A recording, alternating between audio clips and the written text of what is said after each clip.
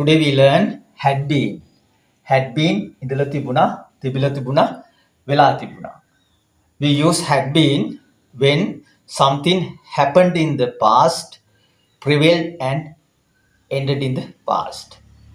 අතීතයේදී ඇති වෙලා පැවතිලා නැති වූ විට. She had been in Kandy before moving to Colombo. ඇය කොළඹ ඉඳලා නුවර ඉඳලා තිබුණා කොළඹට එන්න කලින්. He had been the manager of that institute. ඔහු ඒ ආයතනයේ කළමනාකරු වෙලා තිබුණා.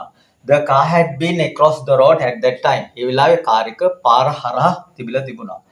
They had been helpful to us last week. ඔවුන් අපට ගිය සතියේ උපකාරී වෙලා තිබුණා.